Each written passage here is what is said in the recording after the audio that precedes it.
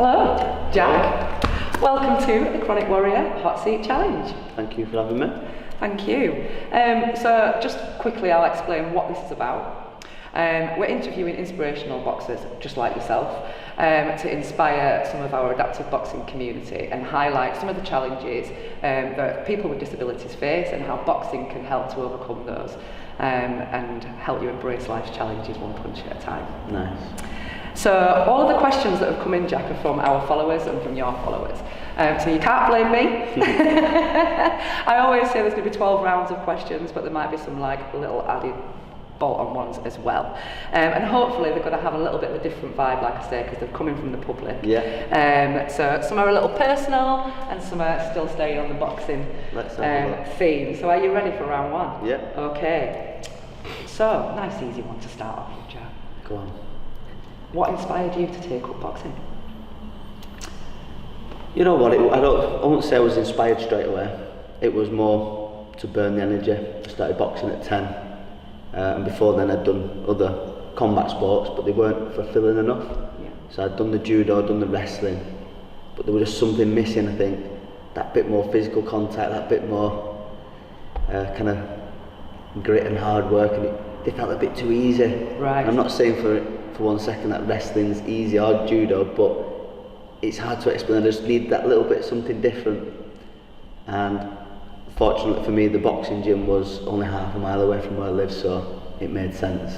Perfect. And did any of your friends at the time box? Did that ever influence you into going into boxing? You know what, my older brother, he tried it for 6 months or so, and by the time I started he'd already been and gone. Right.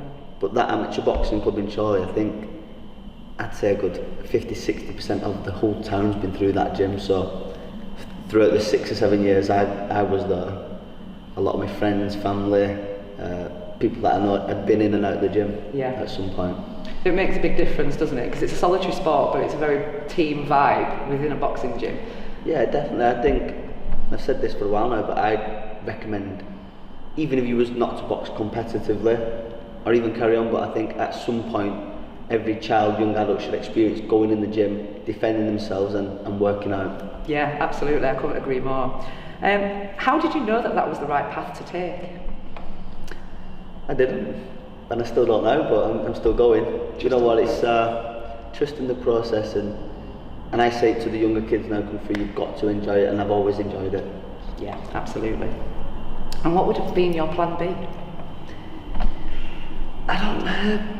And so I got my GCSEs, I've been to college, but I think I put all my energy into boxing, and I had no choice but to make it work. Yeah. I've got grades and stuff, and I'd have found a career path, I'd have found something else to do, but I think I was that focused on turning professional and making it a career. I've had to make it happen. And being pro 11 years, correct me if I'm wrong, it was only in recent years that you stopped working full time and was able to dedicate your whole time to the boxing gym. Yeah, definitely. So as a turned professional, I didn't have a standout amateur background like some of the people who've been on Great Britain. Yeah. So you start off on the small hall shows. I've boxed on Steve Wood shows, the VIP shows, and the money's not there. There's no TV dates, so I know we're again fortunate that I've got good friends and family with businesses that I could pick up days' work to support the boxing. Brilliant. Thank you to Nicole for those ones. Jack, how do you remain focused, especially, these are Pixie's words, especially after the knockback, like the unfair decision, in his opinion, made against you in the Josh Taylor fight? So yeah, how do you remain focused? Again, I touched on it on the last question, but it's because I enjoy the sport so much. I enjoy being in shape, not only for my physical health, for my mental health. I like being in here with the people, training. And a lot of people had wrote us off before that last fight. I was going against the undisputed champion. Not many people gave me a chance, and I think I'd always believed in myself and my team had. And I think I proved a lot of people that night that I can mix it with the top people. Yeah, absolutely. And I touched on this just before we started talking. When the followers were sending in the questions, the amount of people that still call you now, 14 months on, the people's undisputed champ. And so that's something that I wanted to pass on from so many people. It's like I say, still 14 months on, it's still a contentious conversation. So leading on from that, how do you approach the fight with Darragh Foley coming up on the 27th of May? You know what, it's every fight now going forward is a big fight for me. There might not be a title or a world title on this fight, but in my eyes it's a world title fight, because I know if I put a foot wrong, I'm not going to get back to the world titles. It might take longer than expected, so it's nice you get the pat on your back and people are saying you're the undisputed. I know I had a good fight that night against Josh and I should have got the decision, but I didn't. We're past that now, and I've got to put all my focus into beating Darragh Foley. Yeah, I mean, both the Josh Taylor fight and the Foley fight are very significant, but in just completely different ways, aren't they? For your career, like you said, all the marbles were on the table 14 months ago, and we're here now, but without the success in this fight coming forward, it changes the path. We're looking at Darragh Foley as a threat. He's come off his career best win against Robbie Davis. I know we had the injury, Robbie's leg, but he'll be hungry and he's motivated, and he knows if he beats me, he'll be next in line to go and get a shot at the world title. So that's the motivation there, to stop him and to get it back into them big fights myself. Battle of the Southpaws. Battle of the Southpaws. Looking forward to that, very much so. Thank you, Pixie. What is your regimen in the 24 hours leading up to a fight? So what's your routine? So we're talking the morning of the weigh-in, the Friday. So we've weighed him. This time I'm fortunate enough that it's only in Manchester, so I'm only half an hour away. So I can go back home, get some rest, get some food, and just try and relax. Really, I'll be switched on. I'll be getting in the zone, but I kind of only get switched on and really turn that switch when I'm in the dressing room. So up until then, I don't see the need in burning any unnecessary energy outside of the ring. So I'll be able to go home, have some food, see some family, and just keep going over the stuff that me and Jamie have been doing in here for the last couple of weeks. And you always kind of walk, I spend a lot of time in this gym. Whenever I see you, you walk around with such a calm focus about you. You don't appear to have the spite and the aggression that appears when you come into the ring. It is literally like two different people, and so it is quite late on that you flick that switch. Yeah, I flicked that switch probably a couple hours before the fight. I don't see the need to switch it before then. Yeah. Quite laid back in everything else that I do. So, but I know when it's time to go to work, it's time to go to work, and that's when I'll do it. Love it. Thank you. And within like routines and stuff, we see you open water swimming a lot, and it's something I've done for many years myself. And I saw that you took Nigel Travis down there for an icy dip at Easter. How did you get into open water swimming, and what are the benefits for you? You know what, I've got a great bunch of friends who are all triathletes, runners, swimmers, cyclists, so it's a given with their sport. Yeah. And we're fortunate that right where I live, we've got a nice open water swimming site. So I've been invited down off a few friends in the past. I think it was after the last fight. Come March, April, the weather picked up, so I tried, and I really enjoyed it over that summer and into winter a little bit. And again, it's like a knock-on effect. I've spoke about it in the gym with Jamie, Nigel. Jamie's been down, Nigel's been down, so I just like it, getting in the water. I don't class it as a workout, so to speak. I mean, a lot of the swimmers obviously do, but I just like getting in the water when it's quite cold, switching off and just getting a lap done. Yeah, it's quite exhilarating, isn't it? And I think it's quite a mindful sport, is open water swimming, and I also find boxing quite mindful in completely different ways. But I think if you can switch off, like you just said, in ice cold water, and you can relax into that, it's another way of embracing a challenge, isn't it? And overcoming a challenge. And if you can do that mentally there, you can take it exactly. You can translate that into different aspects. But for me, when you're in that water, you're not thinking about anything else, anything that's going on at home, at work. You focus on your breath and you focus in that moment. And the same in the ring, you're not focused on the crowd, what's going on with your family. You've only got you and your opponent, and that's what you're focused on. So. And it's interesting you mentioned breathing, because in both sports they are incredibly important, and actually quite a similar way of doing things. So again, it's a transferable skill. So from Lindsay, this one, can you tell us about a bad habit or technical error that your coaches have helped you correct? and how did they do that? Yeah, so I think in the past I've probably neglected my footwork a little bit because I feel that comfortable behind my defences. You won't need footwork today.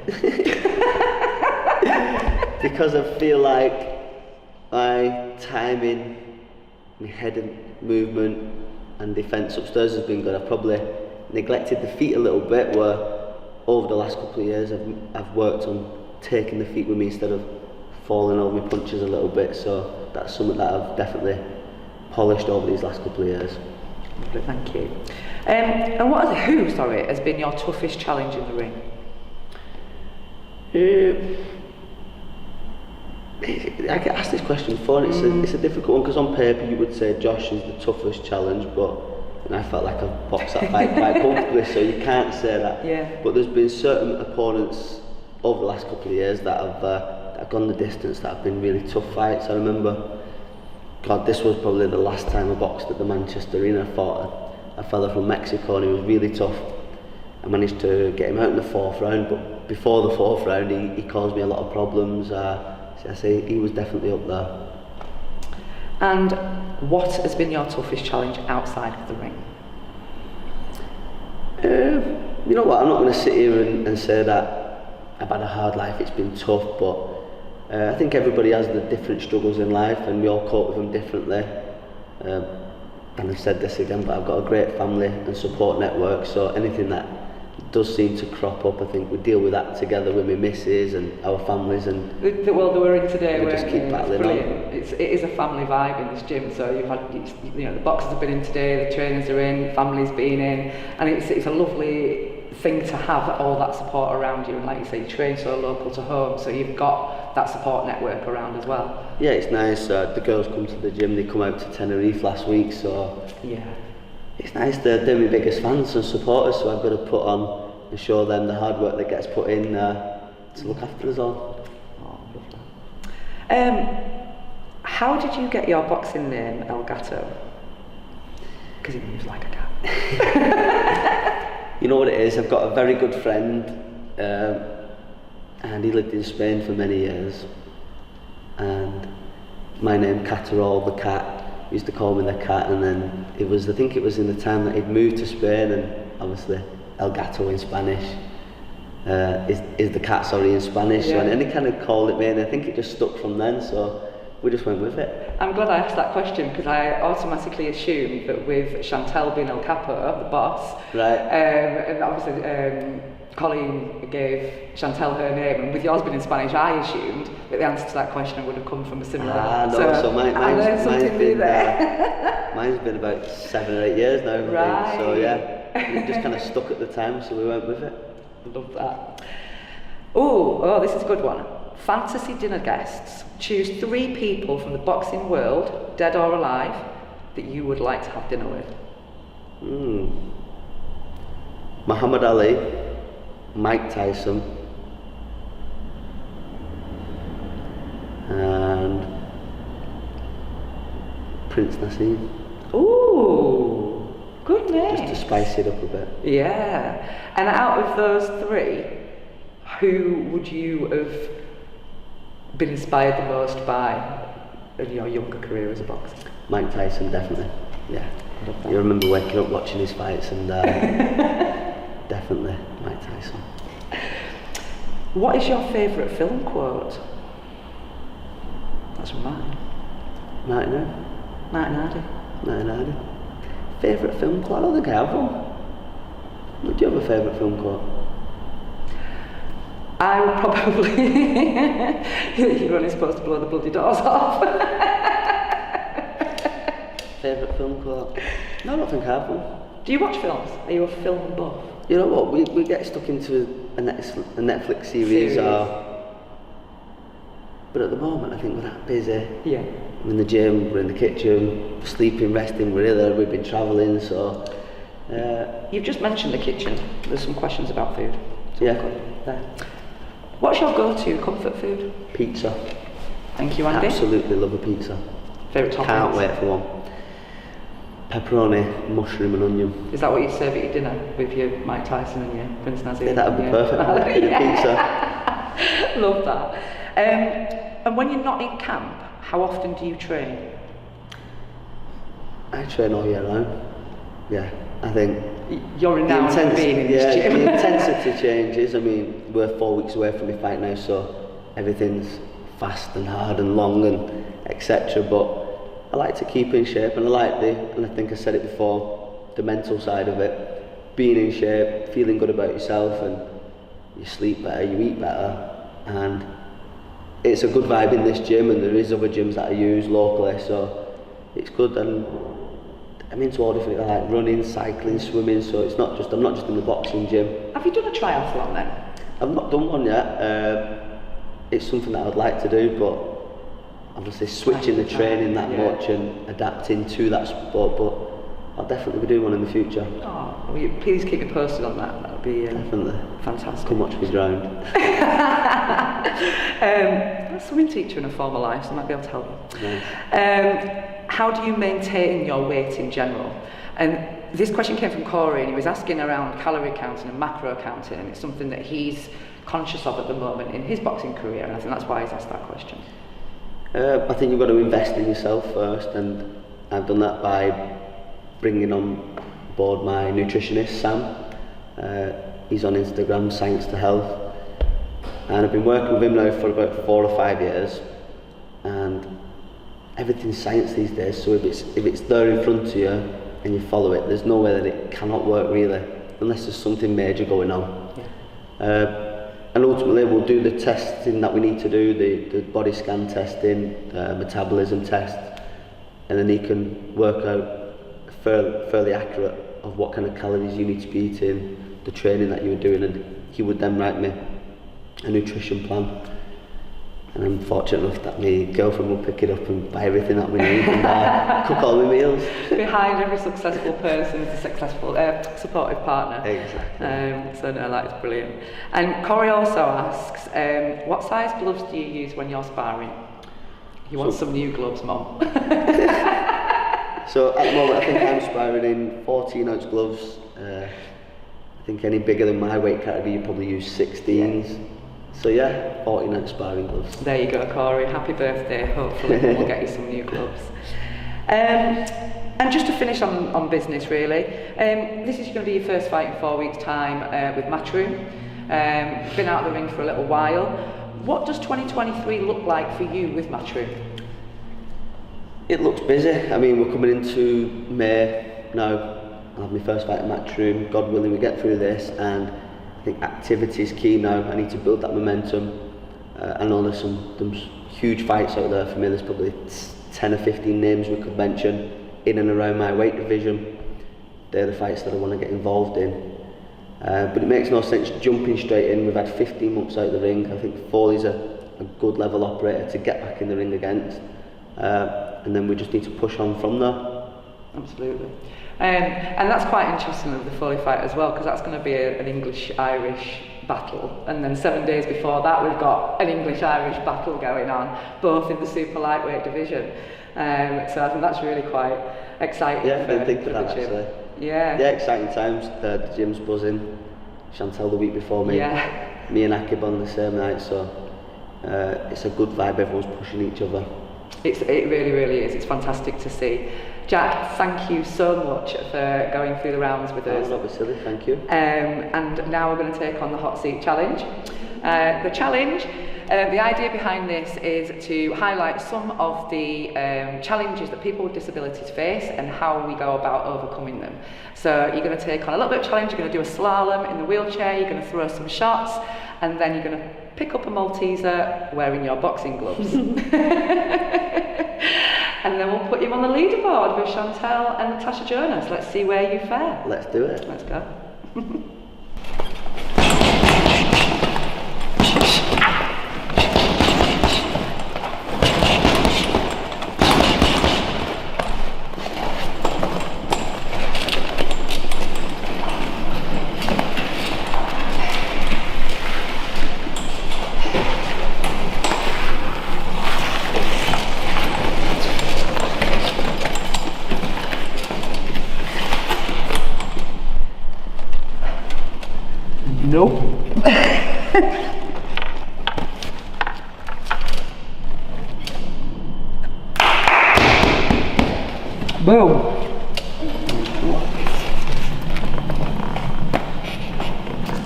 Yeah, I didn't realise you have to push back in every time then, don't you? Because there's no brakes. Yeah.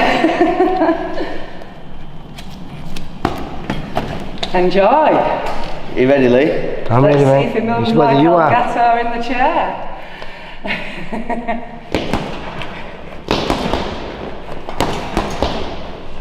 That's 10. 3 more. On the door.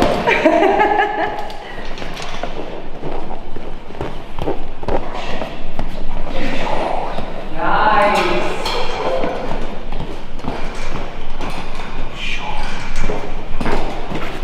Oh, lovely movement. Over to the Malteser.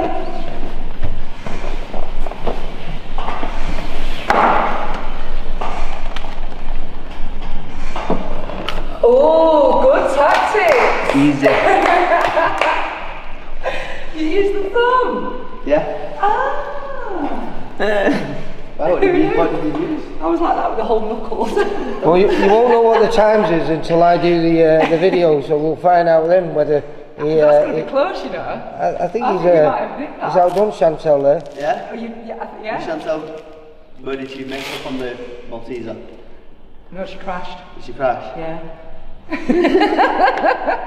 Well done. Oh, thank you.